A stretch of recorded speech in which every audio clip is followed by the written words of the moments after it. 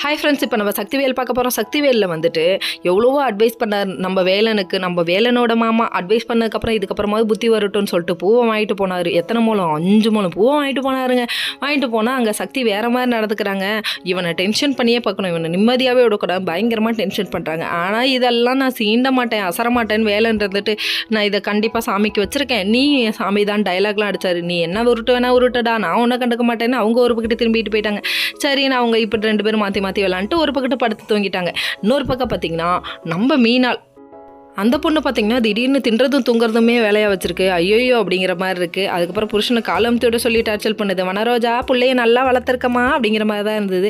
இதெல்லாம் ஒரு பக்கம் இருந்தாலும் மறுநாள் காலையில் விடுது. சக்தியை வந்து பயங்கரமாக தட்டி எழுப்புறாங்க. எழுப்பிவிட்டா அதுக்கு ஒரு நாடகம் நடிக்கிறா நம்ம வேலன். இதெல்லாம் பார்த்துட்டு அப்பா அவங்க எப்படியோ ஹாப்பியாக இருக்காங்க அப்படின்னு நினச்சிட்டு நம்ம வேலனோட அம்மா வெளியே வந்துட்டாங்க. காஃபியை கொண்டு வந்து மகனுக்கு மட்டும் கொடுத்தாங்க, மருமகளுக்கு கொடுக்கல.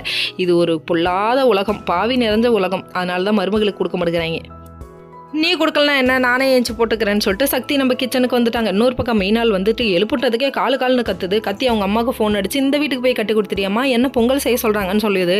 சொன்ன உடனே ஆமாம் இல்லை இன்றைக்கி நல்ல நாள்னு சொல்லிட்டு சக்தியும் பொங்கல் செய்ய சொல்லுங்கம்மா அப்படின்னு சொல்லிட்டாங்க. அதுக்கப்புறம் அவங்க அண்ணியை கொஞ்சம் குத்தி காமிச்சாங்க. ஓகே ஃப்ரெண்ட்ஸ், நெக்ஸ்ட் வீடியோவில் பார்ப்போம், பாய்.